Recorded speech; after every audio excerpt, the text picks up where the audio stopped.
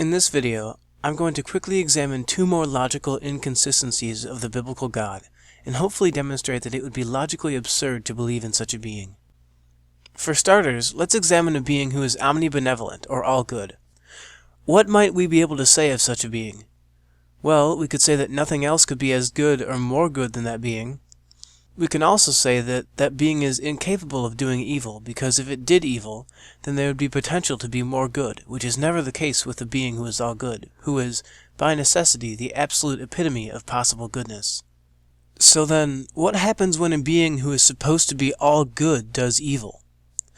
The result is that the being is no longer all good, because, in theory, a more good being could exist. However, if we stay with the strict reality that such a being must be good, then one could argue that the evil action automatically becomes good in accordance with the reality of the being.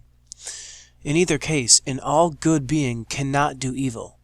Either the action becomes good, or the being itself is not all good. Bearing this in mind, imagine the common conception of the biblical God, who is all good. In addition to this, however, he is also claimed to be omnipotent, or able to do anything. But this is where the conflict arises.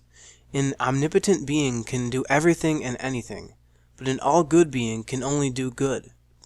As a result, a being who shares these qualities is logically impossible. Such a being would have to be able to do everything and simultaneously not be able to do everything, which in itself is nonsensical and incoherent. This reality leaves us with the logical conclusion that no such being can exist. Moving on, let's examine the same God, but this time with a little bit of theology. The God of the Bible is often described as being omnipresent, or being everywhere.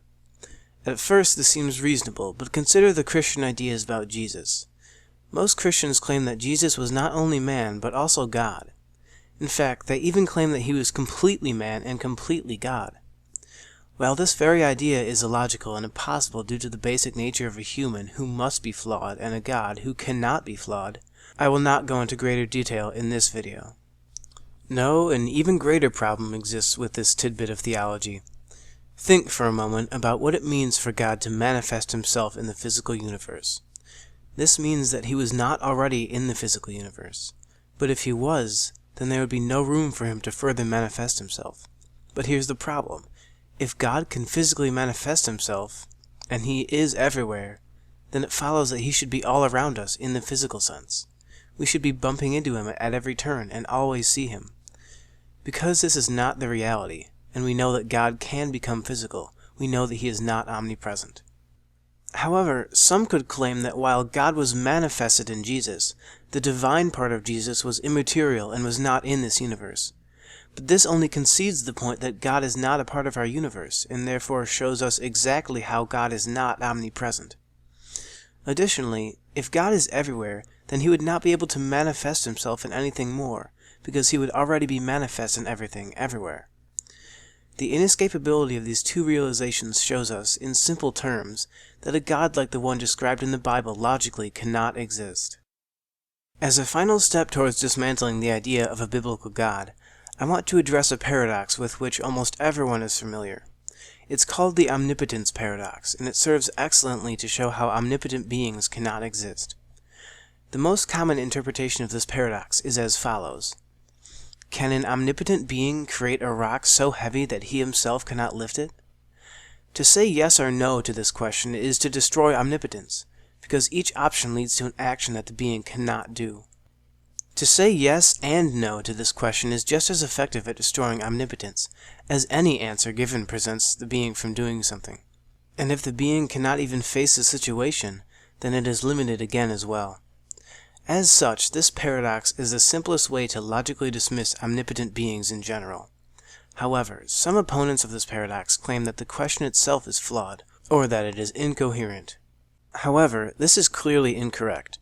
The question itself has no flaws of logic or other impediments. The paradox arises only when the flawed idea of omnipotence is introduced. Left alone, the question yields two answers.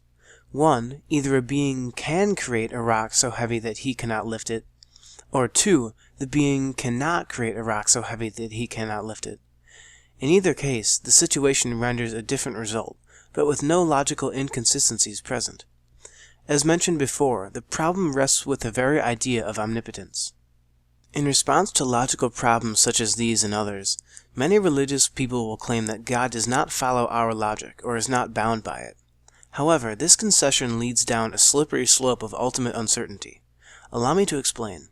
If God does not have to follow logic, then we as humans cannot logically deduce anything at all from God. If God is illogical, then he may punish people for being good, or send only Scientologists to heaven. His teachings might be the longest-running practical joke in the universe. He might not even have made an afterlife at all. He could have created this world for his own amusement. Even if you claim that God makes direct statements to us via the Bible, if he's not bound by logic, he may not even mean what he says, or he might say what he doesn't mean, and you would have no way to clarify his will. He could even do something against his own will. As is clear, once God is free of logic, no one can ever be certain of God's will. God could be an infinite number of things, all of which would be indeterminate and infinitely unlikely.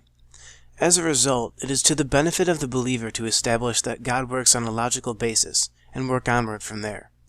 However, using logic, we have dismantled the idea of omnipotence, omnipresence, and the omnibenevolence of the biblical God. In the conclusion of this video, I hope that I opened your eyes to the impossibility of a biblical God, and I hope you enjoyed exploring my logical quandaries to their limits. I strongly encourage you to think of your own, because thinking is the only way to dismiss silliness and embrace reality.